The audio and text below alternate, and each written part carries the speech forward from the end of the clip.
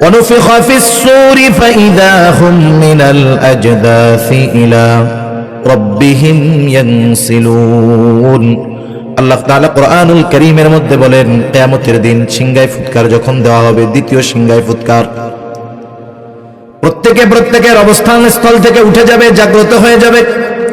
ইলা রাব্বিহিম ইয়ানসিলুন, প্রত্যেকেই তার রবের দিকে ছুটতে থাকবে, কেমন যেন অটো ডিভাইস সিস্টেম করে দেওয়া, দৌড়াইতে থাকবে তারা রবের দিকে। একদল মানুষ যারা আলমে বরজখ, তাদের জন্য কষ্টের জায়গা ছিল, তারা হাসরের ময়দানে উঠেই এতটা চিন্তিত ভীত হয়ে যাবে, যারা কবরে আলমে বরজখে আযাবে ছিল, ওই মানুষগুলো তাদের আযাবের কথা ভুলে যাবে। ওই মানুষগুলো মনে করবে যে আমরা মনে হয় কবর জগতে খুব শান্তিতে ছিলাম। এই জন্য তারা বলবে, ইয়া ওয়াইলানা মান বাআসানা মিন মারকাদিনা, যাদের কবরটা শাস্তি ছিল, জাহান্নামের গর্তে ছিল, ওই মানুষগুলো বলবে, ইয়া ওয়াইলানা মান বাআসানা মিন মারকাদিনা, হায় দুর্ভোগ, কে আমাদেরকে আমাদের অবস্থান স্থল থেকে জাগায়া দিল। মানুষ তো ঘুমায়া থাকলে জাগানো লাগে, ওরা মনে করবে কবরে আমরা ঘুমিয়েছিলাম, এই জন্য বলবে, ইয়া ওয়াইলানা মান বাআসানা মিন মারকাদিনা, হায় দুর্ভোগ, কে আমাদেরকে আমাদের অবস্থান স্থল থেকে জাগায়া দিল। এইবার মুমিনরা অথবা ফেরেশতারা তাদের এই কথার জবাবে বলবে, হাযা মা ওয়া'আদার রহমানু ওয়া সাদাকাল মুরসালুন, মুমিনরা অথবা ফেরেশতারা বলবে, হাযা মা ওয়া'আদার রহমান, এটাই হলো দয়াময়ের সেই প্রতিশ্রুত দিবস, যেই দিবসের ওয়াদা তিনি দিয়েছিলেন।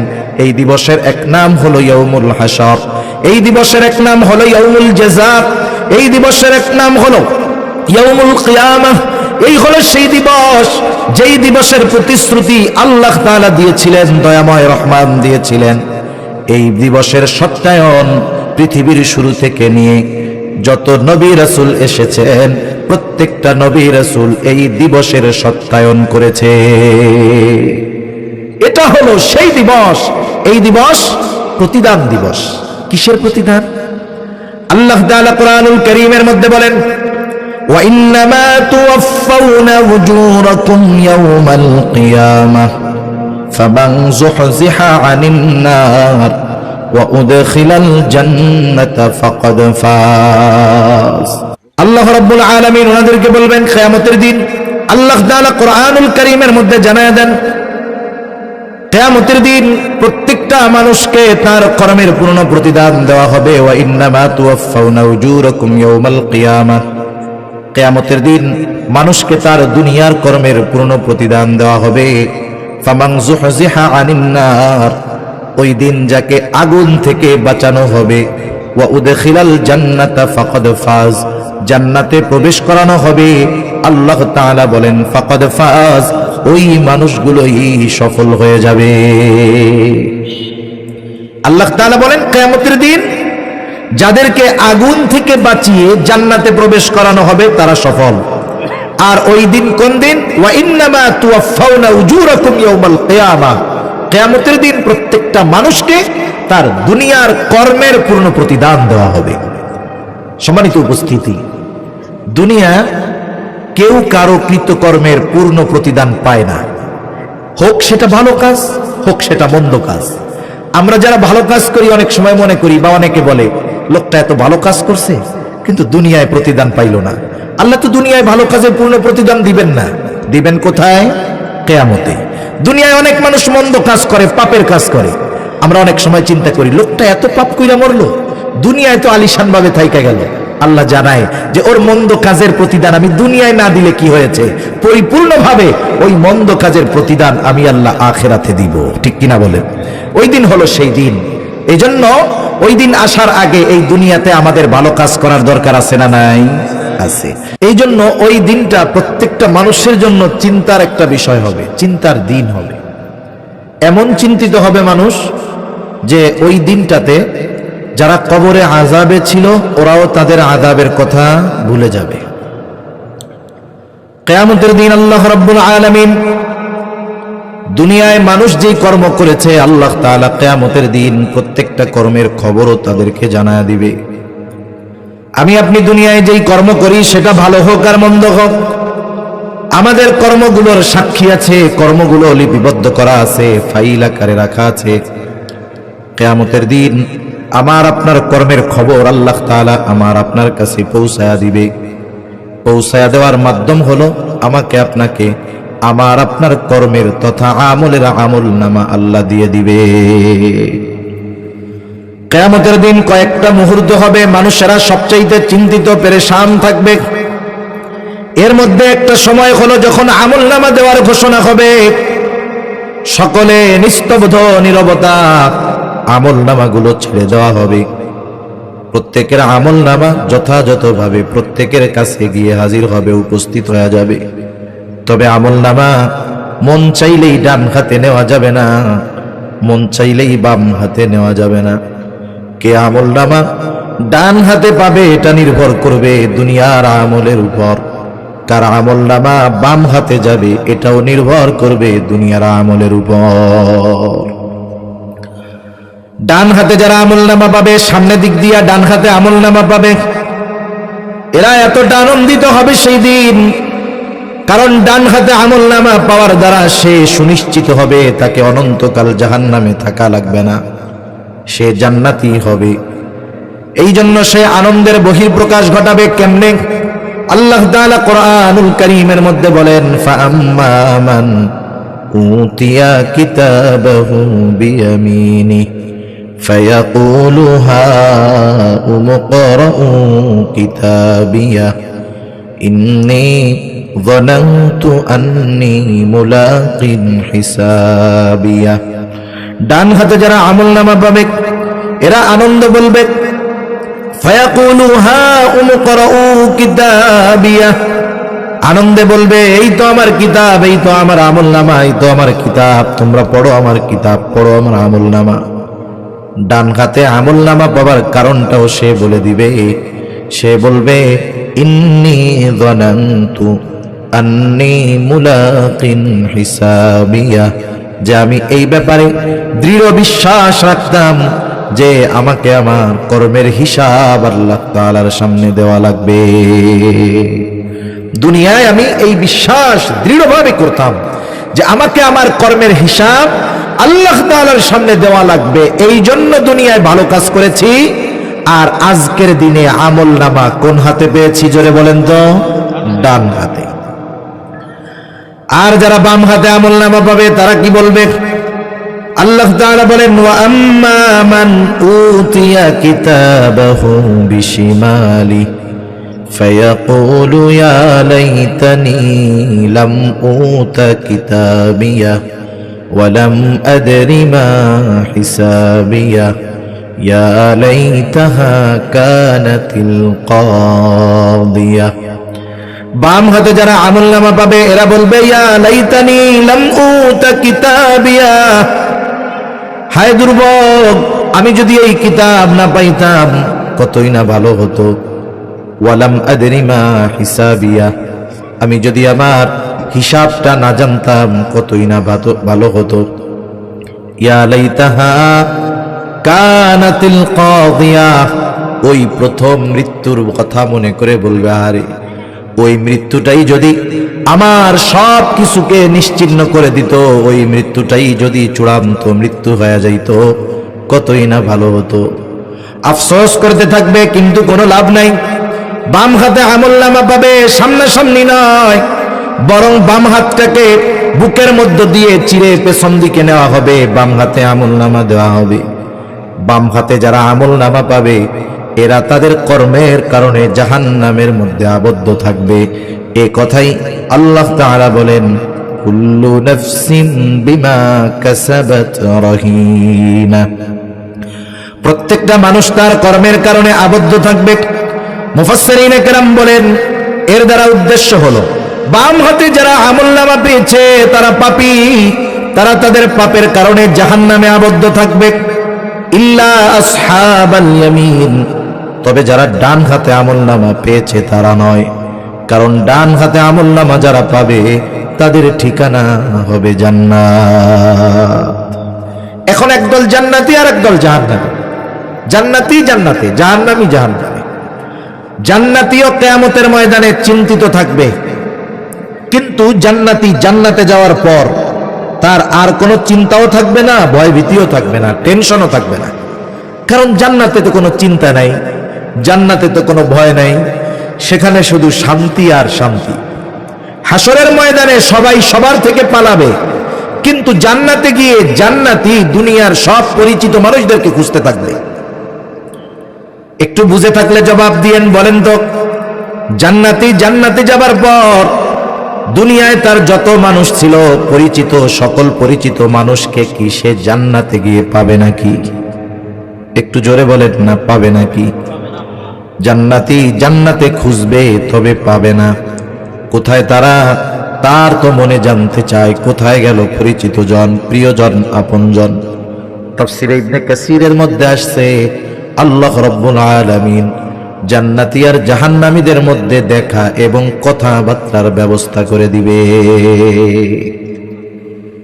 জান্নাতি জাহান্নামীকে দেখবে, জাহান্নামী জান্নাতীকে দেখবে। এখন যদি চিন্তা করি কেমনে দেখবে, এই স্মার্ট দুনিয়ায় এটা চিন্তা করার তো সুযোগ নাই। হাজার হাজার মাইল দূরে আমেরিকা, আপনার আমার যখন মন চায় আত্মীয় স্বজনকে সরাসরি দেখা যায়, কি রান্না করতেছে দেখা যায়, কি খাইতেছে দেখা যায়, কি করতেছে দেখা যায়। যেই আল্লাহ সরাসরি হাজার হাজার মাইল দূরের মানুষদেরকে দেখার কথার ব্যবস্থা করে দিতে পারেন, সেই আল্লাহ জান্নাতি আর জাহান্নামীদের মধ্যে দেখার ব্যবস্থা করতে পারেন কি পারেন না? এটা সহজ বিষয়। জান্নাতি জাহান্নামীকে দেখবে, জাহান্নামের দিকে তাকায় দেখবে, জাহান্নামে তার অনেক প্রিয়জন, আপনজন, আত্মীয় স্বজন, খেলার সাথী, স্কুলের সাথী। যখন দেখবে এই কাছের মানুষগুলো জাহান্নামের শাস্তি ভোগ করতেছে, জান্নাতি আল্লাহর দরবারে কৃতজ্ঞতার মাত্রা বাড়ায়া দিবে, বলবে, আল্লাহ আপনি যদি আমাদের উপরে দয়া না করতেন আজকে হয়তো আমাদেরকেও ওদের সাথে জাহান্নামে যাওয়া লাগতো। আপনি দয়া করেছেন বিদায় আজকে আমরা জান্নাতি। সে আল্লাহর দরবারে কৃতজ্ঞতার মাত্রা বাড়ায়া দিবে। এইবার জাহান্নামী জান্নাতীকে দেখবে, তাকায়া দেখবে জান্নাতের মধ্যে তার বন্ধু বান্ধব, আত্মীয় স্বজন, প্রিয়জন নাজ নেয়ামত ভোগ করে। এই দৃশ্য দেখার পর এমনিতেই তো জাহান্নামের শাস্তির কঠোরতা, এই দৃশ্য দেখবার পর তার মধ্যে কিছু আফসোস জাগ্রত হবে এবং ওই আফসোস তার আযাব বাড়ার কারণ হয়ে দাঁড়াবে। আযাবটা বেশি অনুভব হবে তার আফসোসের কারণে। কারণ দেখবে বন্ধু জান্নাতে ও জাহান্নামে। আফসোস হবে কোন বিষয়ে? বন্ধু ঠিক, কিন্তু ওই বন্ধু নামাজি ছিল, এ তো নামাজি ছিল না। আফসোস করবে সেই দিন, আরে আমি যদি ওই বন্ধুর সাথে নামাজি হইতাম। আহারে বন্ধু, আমরা একসাথে চলতাম, আমরা 31st নাইট পালন করার ইচ্ছা করলাম, একেবারে আতশবাজি দিয়া পার্টি দিলাম, 31st নাইট পালন করতাম। আমার বন্ধু বলতো এটা শরীয়তের সাথে সাংঘর্ষিক, এটা করা যাবে না, গুনার কাজ, পাপের কাজ। কিন্তু আমরা বলতাম, দোস্ত দুনিয়াটা মস্ত বড়, খাও দাও ফুর্তি করো, যুবক বয়স, এখন একটু এনজয় করে নাও, এইগুলা বলতাম বন্ধুরে দুনিয়ায় আর কি। আমার বন্ধুকে খ্যাত বলতাম যে আমাকে সাথে আসে না, 31st নাইট পালন করে না, বলতাম তুই বেটা খ্যাত, তুই স্মার্ট হইতে পারলি না। আমার ওই বন্ধু আজকে জান্নাতে, আমি জাহান্নামে। আফসোস হবে, আহারে ওই দিন যদি বন্ধুর কথায় ওই পাপের কাজে না জড়াইতাম, ওই দিন যদি বন্ধুর কথায় নামাজে যাইতাম, ওই দিন যদি বন্ধুর কথায় হারাম থেকে বাঁচতাম, তাহলে আজকে আমিও তার সাথে জান্নাতে থাকতে পারতাম। এই যে দুনিয়ায় ভালো কাজ না করার আফসোস, এটা তার আযাব বৃদ্ধির কারণ হয়ে দাঁড়াবে। দেখা শেষ। এবার জান্নাতীদের জানতে মন চায় কেন ওরা জাহান্নামে গেল। ফি জান্নাতি ইয়াতাসাআলুনা আনিল মুজরিমিন। জান্নাতীরা পরস্পর মুসলিমদের কাছে জানতে চাইবে, প্রশ্ন করবে, মা সালাকাকুম ফি সাকর, কোন কারণে তোমরা সাকারের বাসিন্দা হইলা, জাহান্নামী হইলা? জান্নাতীরা জাহান্নামীদের প্রশ্ন করবে, কোন কারণে তোমরা জাহান্নামী হইলা? জান্নাতীদের এই প্রশ্নে জাহান্নামীরা তাদের জাহান্নামে যাওয়ার 4টা কারণ বলবে।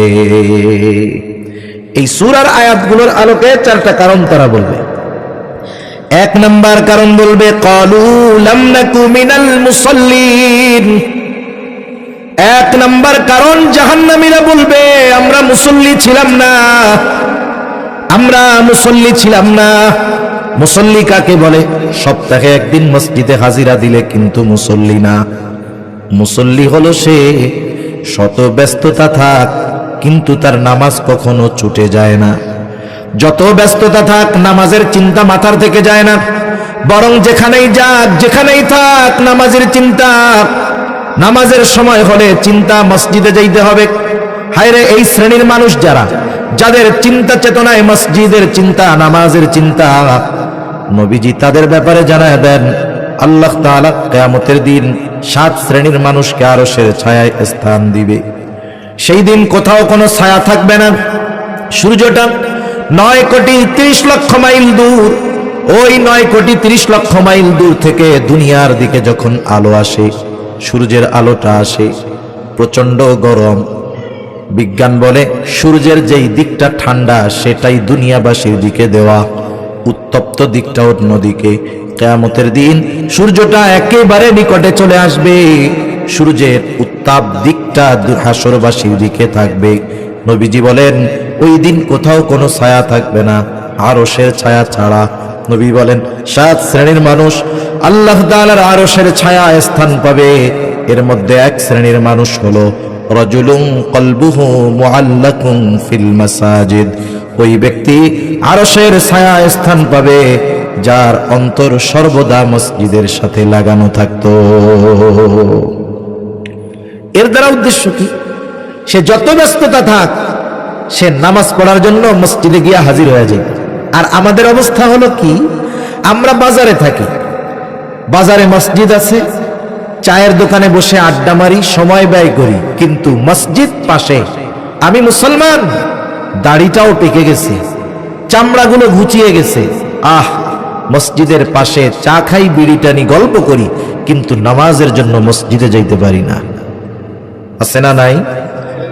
এলাকার মসজিদগুলো এক অবস্থা, শত ব্যস্ততা শত কর্ম সব হয়, কিন্তু নামাজের সময় মুসল্লি নাই, নামাজি নাই। আছে না নাই? মনে রাখতে হবে কিয়ামতের দিন আল্লাহ তাআলা যেই হিসাবগুলো নেবেন, সর্বপ্রথম হিসাব হবে নামাজের হিসাব। মসজিদের মাহফিল, তাই বলতেছি শুনে নেন, মসজিদ তো সিজদার জায়গা, নামাজের জায়গা। আল্লাহর নবী বলেন আউয়ালু মা ইউহাসাবু বিহিল আবদু ইয়াউমাল কিয়ামাতিস সালাহ। কিয়ামতের দিন সর্বপ্রথম নামাজের হিসাব হবে। আর এক হাদিসে নবী জানায় দেন, যার এই প্রথম হিসাবটা সহজ হবে, প্রথম হিসাবটা যার সঠিক হবে, আল্লাহ তাআলা তার জন্য বাকি হিসাবগুলোকে সহজ করে দিবে। যদি প্রথমটায় ধরা খায়, পরের গুলোর অবস্থা খারাপ। আপনারা তো এখানে অনেকে আছেন, স্কুলে লেখাপড়া করছেন, আমিও করছি কিছু। যখন পরীক্ষার সময় নিকটবর্তী হয়, সেটা বোর্ড পরীক্ষা হোক আর অন্য পরীক্ষা হোক, ওই সময় কিন্তু পরীক্ষার কারণে যে ছাত্রটা টোটো কোম্পানির চেয়ারম্যান, সেও মোটামুটি লেখাপড়া করে, ঠিক না? আর এখন শুনতেছি পরীক্ষা উঠায়া দিবে। মনে রাখবেন, পরীক্ষা ছাড়া কাজ হবে না। এ দুনিয়াতেই আল্লাহ আমাদের পরীক্ষার জন্য পাঠাইছেন।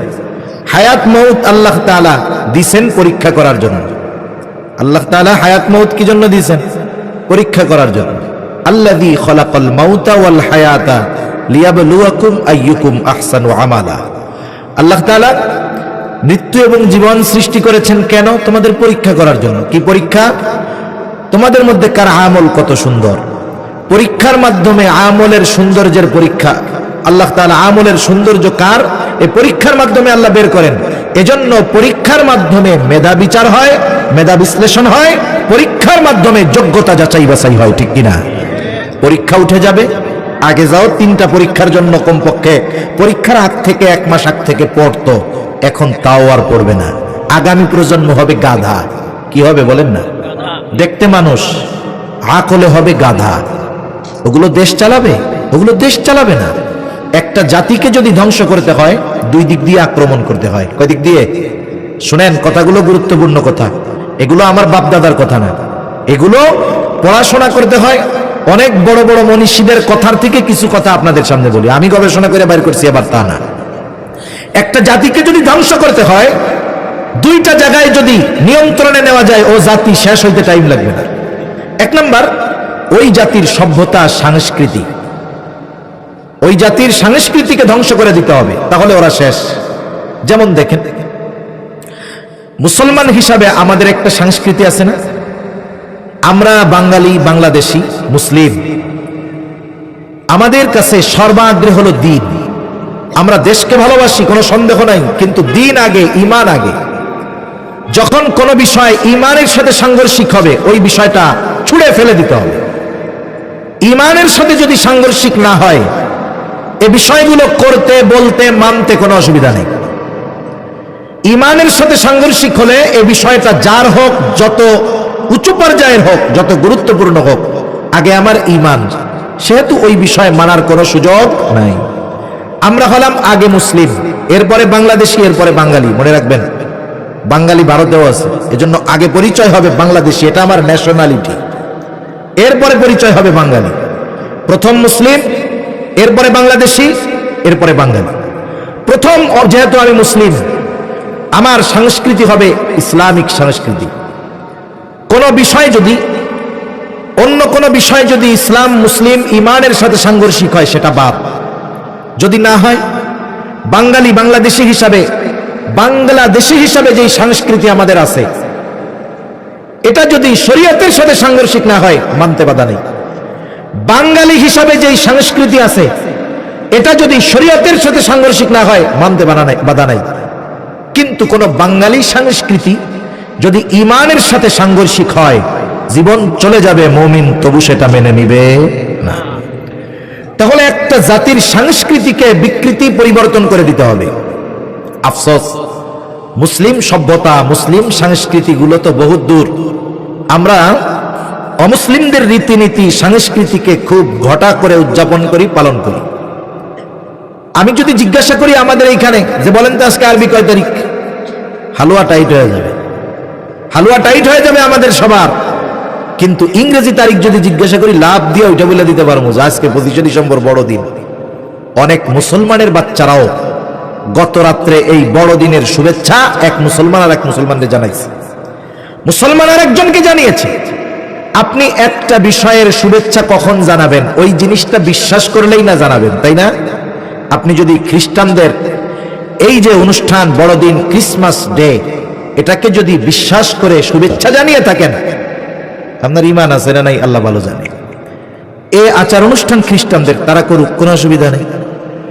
এই যে আসতেছে ভ্যালেন্টাইন্স ডে, কি জানি 31st নাইট, 31শে ডিসেম্বর রাত, এটা বাংলাদেশে উদযাপনের কোন সিস্টেম এই 21শ শতাব্দীর আগে ছিল না। 20ম শতাব্দীতে এটা বাংলাদেশে তেমনটা ছিল না।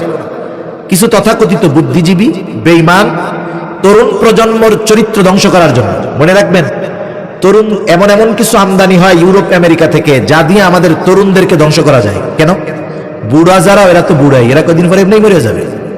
আগামী প্রজন্মের তরুণ যুবকেরা এই দেশের হাল ধরবে, যারা দেশ পরিচালনার দায়িত্বে থাকবে।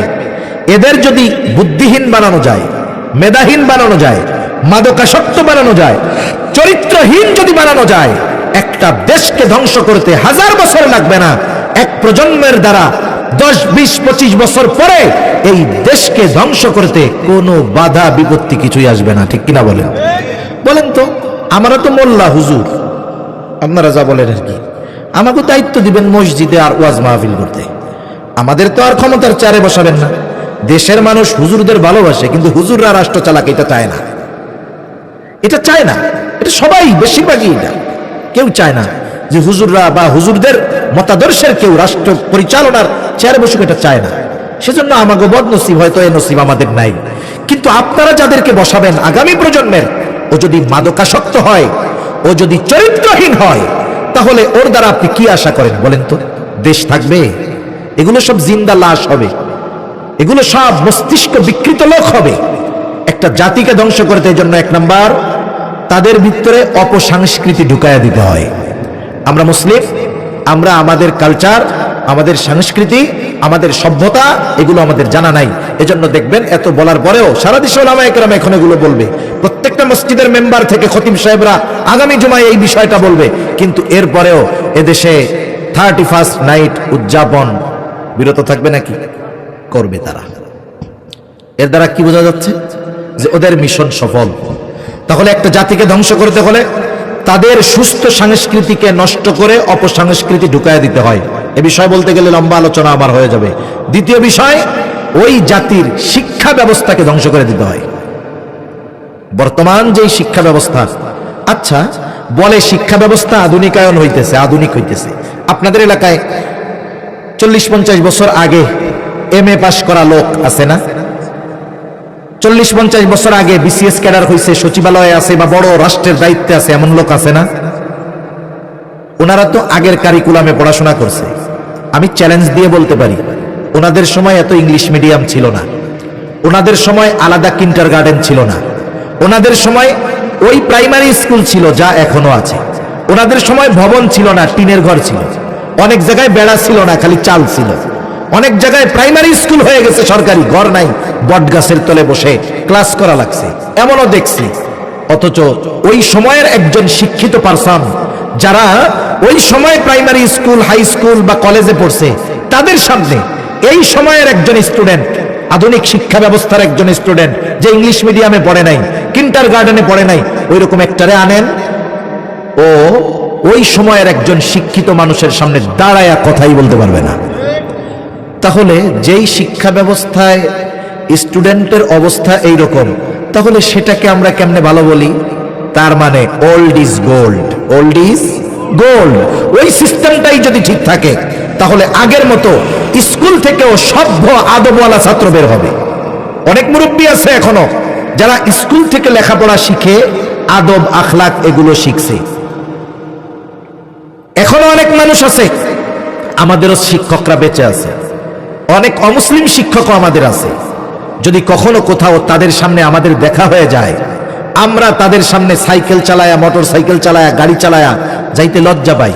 এখনো তাদেরকে যথাযথ রেসপেক্ট করি, কিন্তু আজকের জামানার আধুনিক শিক্ষায় শিক্ষিত ছাত্রগুলো তাদের স্বার্থের কারণে তাদের টিচারের গায়ে হাত তুলতে দ্বিধাবোধ করে না।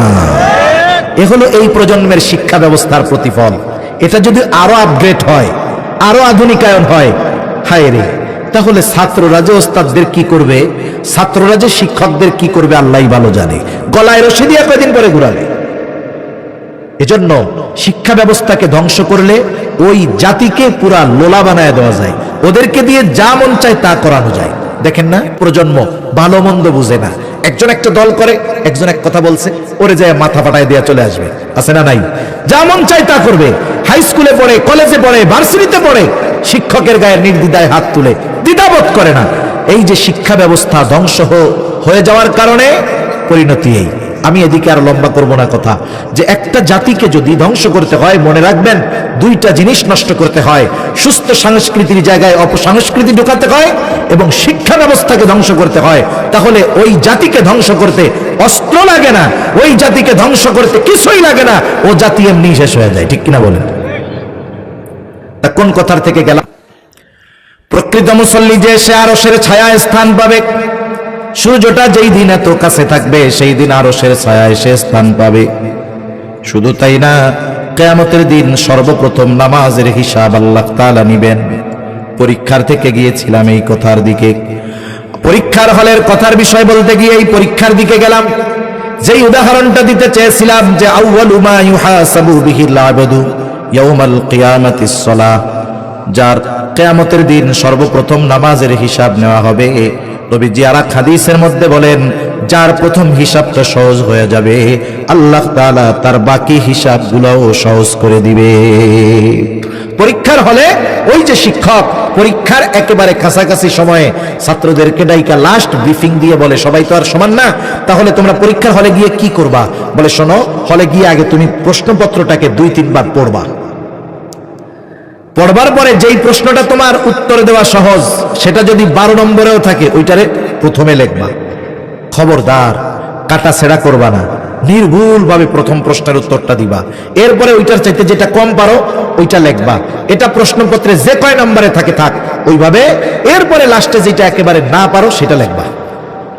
ও শেষের প্রশ্নে অনেকগুলাই পারে না, শেষেরটা পারেই না। ইংরেজিতে আমার সোনার বাংলা আমি তোমায় ভালোবাসি লেখা দিয়ে চলে আসছে। আর এক কুতুব সে বেশি বোঝে, ও চিন্তা করছে আমি প্রশ্নপত্রের সিরিয়াল রক্ষা করব উত্তরপত্রের মধ্যেও। 1 নম্বরে প্রশ্নে যেটা 1 নম্বরে, খাতায় 1 নম্বরে লিখবে, কিন্তু এটা ভালো মতো পারে না। এখন যেটা আমি পারি না লিখতে গেলে ভুল হবে কি হবে না?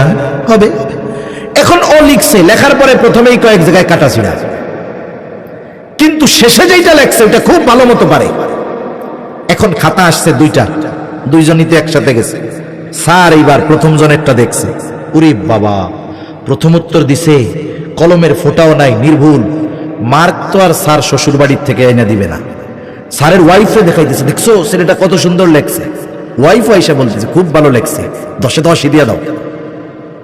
উনিও খুশি মতো 10-এ 10 দিয়ে দিচ্ছে।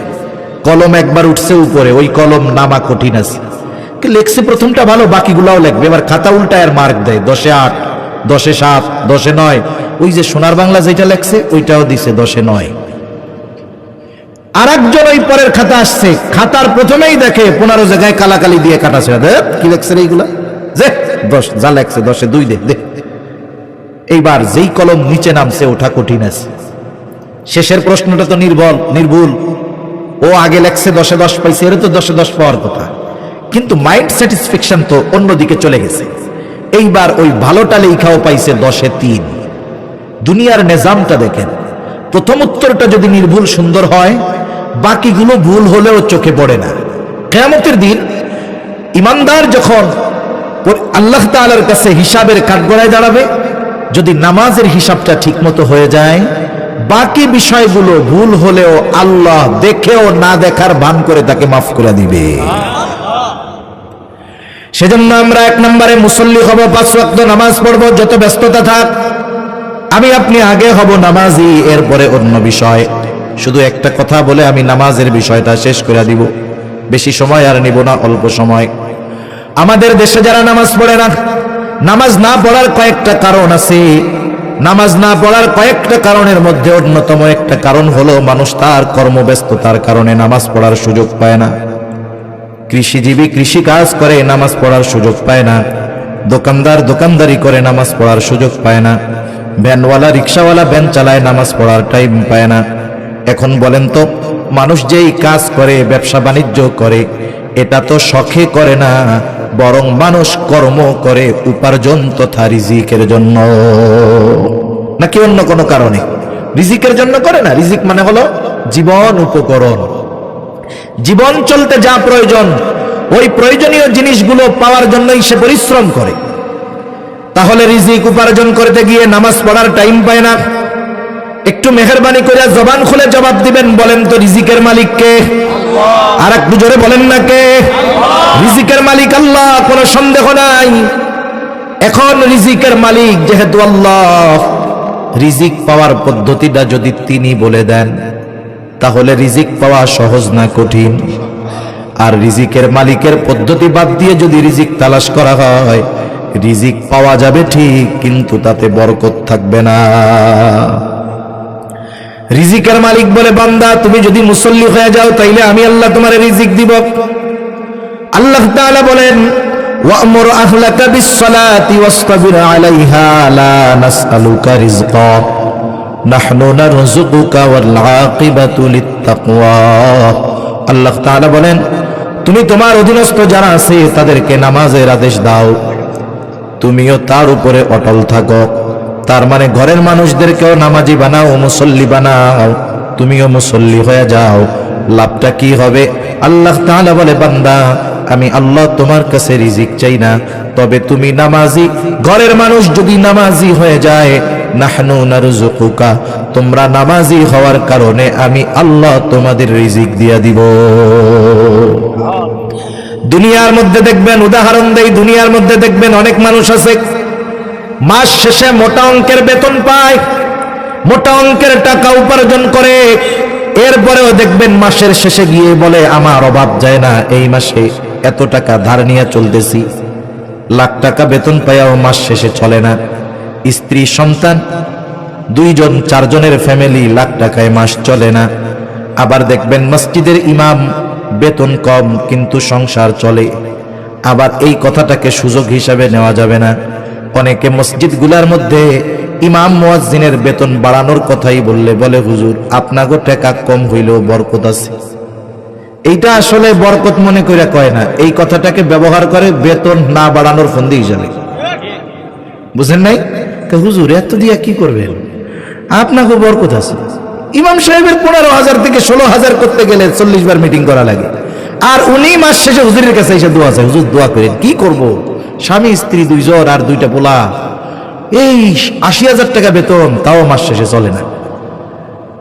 আর হুজুররা এসে কয় আমার বরকত নাই, আমার বেতন চলে না। বেতন বাড়ানোর কথা বললে হুজুররা এই কথা বলে। এরপরেও সমাজের যেই বেতন, এই তুলনায় উলামায়ে কেরামকে বেশি দিলেও কম দেওয়া হয়। একটা মসজিদের ইমামকে যেই বেতন দেওয়া হয়, বর্তমান সময়ের খরচ অনুযায়ী যারা বেশি বেতন দেন, ওই বেশি বেতনটাও আসলে কম, এটা কিন্তু বাস্তব। এরপরেও দেখেন ইমাম সাহেবের পরিবারে আল্লাহ তাআলা বরকত কেন দেন? বরকত দেওয়ার কারণ হলো আপনি কোনো ইমামের ঘরে গিয়ে বেনামাজি পাবেন না। ইমামের ঘরের স্ত্রী যেমন নামাজ পড়ে, ছোট বাচ্চা ছেলে হোক মেয়ে হোক নামাজ পড়ে, ইমাম সাহেবের মা বাবাও নামাজ পড়ে। অল্প উপার্জন হওয়ার পরেও শুধুমাত্র ঘরের সকল মানুষ আর নিজে নামাজি হওয়ার কারণে আল্লাহ তাআলা ওই অল্প বেতনটা দিয়ে চলার ব্যবস্থা করে দেয়। আর ওই লাখ টাকার মালিক মাস শেষে লক্ষ টাকা পায়, আবার সরকারি বাসায় থাকে, বেতনও ভাড়াও দেওয়া লাগে না, অথচ দেখা যায় মাস শেষে চলে না। কেন? নিজেও নামাজি না, পরিবারের কেউ নামাজি না। এই জন্য দুনিয়া উপার্জন করতে গিয়ে যারা নামাজ ছেড়ে দেয়, কোনো সন্দেহ নাই তাদের মতো বোকা এই দুনিয়ায় আর কেউ নাই। সেজন্য আমরা আমাদের কর্মের আগে ইবাদতকে প্রাধান্য দিব, এর সাথে কর্ম করব। হয়তো কর্ম হবে কম, কিন্তু ওই অল্পের মধ্যে বরকত দিবেন কে? কারণ আল্লাহ বলেন নামাজি হও, ঘরের মানুষকে নামাজি বানাও, আমি আল্লাহ তোমাদেরকে রিজিক দিব। সুবহানাল্লাহ বলেন। এজন্য আমরা নামাজ ছাড়বো না ইনশাআল্লাহ। ইনশাআল্লাহ, ইনশাআল্লাহ নামাজ ছাড়বো না তো। আল্লাহ তৌফিক দান করুন। জাহান্নামীরা তাদের জাহান্নামে যাওয়ার দ্বিতীয় কারণ বলবে ওয়ালাম নাকু নুতঈমুল মিসকিন, আমরা মিসকিনদের খানা খাওয়াইতাম না, আমরা মিসকিনদের খানা খাওয়াবো। সাধারণভাবে খানা খাওয়ানো ফজিলতের কাজ। আপনি ধনীকে খাওয়ান আর গরিবকে খাওয়ান, খানা খাওয়ানোটা যদি আল্লাহর জন্য হয় ফজিলত আছে। নবীজির কাছে এক লোক এসে প্রশ্ন করতেছে আইয়ুল ইসলামে খায়র, ইসলামের মধ্যে সর্বোত্তম কাজ কোনটা? নবীজি ছিলেন উম্মতের রুহানি ডাক্তার। একই প্রশ্ন একাধিক ব্যক্তি যদি করত, ব্যক্তির অবস্থার আলোকে নবীজি জবাব দিতেন। এই লোকের এই প্রশ্নের জবাবে নবীজি বললেন তুতঈমুত তাআম ওয়া তাকরাউস সালাম আলা মান আরাফতা ওয়া মান লাম তারিফ, তুমি মানুষকে খানা খাওয়াও আর বেশি বেশি পরিচিত অপরিচিত সবাইকে সালাম দাও। নবীজি কোনো শর্ত দেন নাই, স্তর বিন্যাস করেন নাই। নবীজি বলছেন খানা খাওয়াও। এই জন্য একজন দরিদ্র যদি কোটিপতিকে দুনিয়ার স্বার্থে নয় আল্লাহর স্বার্থে যদি খানা খাওয়ায়, অবশ্যই এই খানা খাওয়ানোর মধ্যে ফজিলত আছে।